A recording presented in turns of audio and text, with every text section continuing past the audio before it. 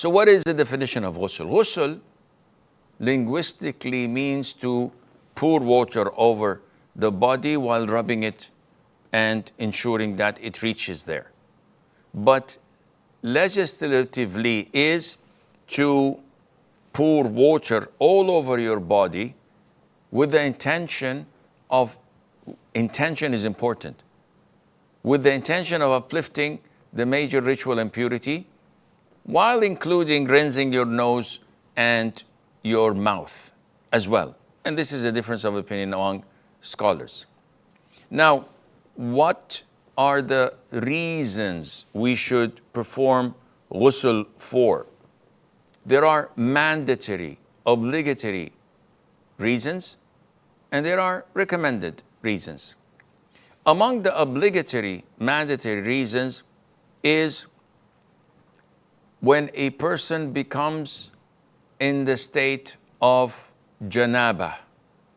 And this is due to ejaculation of semen, whether a person is awake or asleep. So whenever semen is emitted, and the emission of semen must be in the form of ejaculation, in the gushing form, not due to an illness where it comes without gushing. No, this does not require ghusl. If it comes out in a gushing form, and usually accompanied, if a person is awake and conscious, accompanied by a feeling of sensation and pleasure. So if this happens, then the person becomes in the state of sexual impurity or major ritual impurity.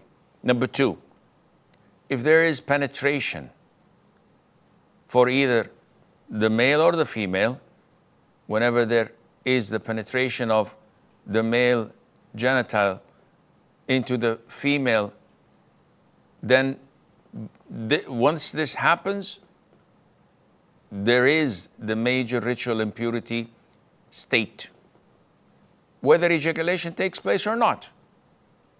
The mere penetration requires the state of ghusl. And this is mentioned in the hadith narrated by or reported by Imam Muslim, where the Prophet says, when there is the act of intimacy and or sexual intercourse and the circumcised organs get in touch, meaning the head of the penis is inserted in the women's vagina, then ghusl is mandated and obligatory. The third case where ghusl is mandated is when a woman is pure from her monthly cycle, because hayd or menses or the monthly period is one of the things that prevents a woman from praying, because she is in the major ritual impurity state. And the Prophet ﷺ ordered Fatima bint Abi Hubaysh, may Allah be pleased with her, that when she gets her menses, she should refrain from praying. And the Prophet ﷺ ordered Habiba, may Allah be pleased with her, to have ghusl, meaning after she is pure from her menses. And Allah mentioned this in the Quran when He says, and do not approach them, until they are pure, meaning when they're in the state of menstruation, do not approach them until they're pure. Once and when they have purified themselves, not once they're pure, meaning the stoppage of the bleeding is not sufficient. Once they purified themselves, then come to them, meaning once they have ghusl.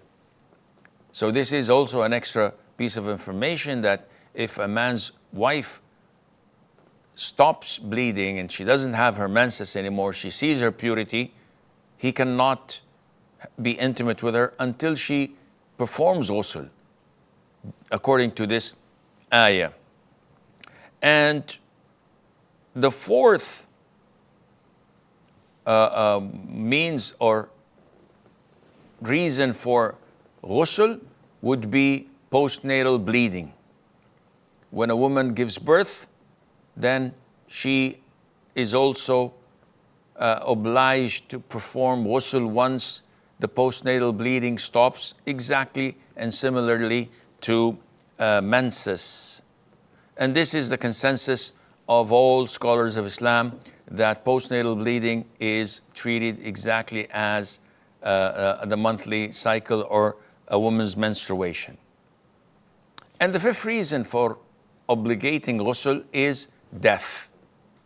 But hey, I'm dead. How can I be obliged? No, the obligation is not on you as a deceased, rather on the living. If they end up with a Muslim dad in their hand, or between their hands, or in front of them, then they're obliged to wash him and give him ghusl, as per the hadith of Atiyah, when one of the Prophet's daughters died, the Prophet ordered the women to wash her 3, 5 or more times, and he explained to them how that should be done.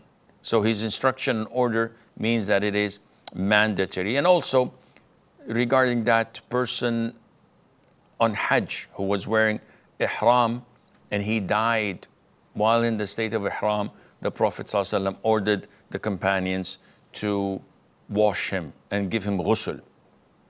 What about if there is an abortion, a miscarriage?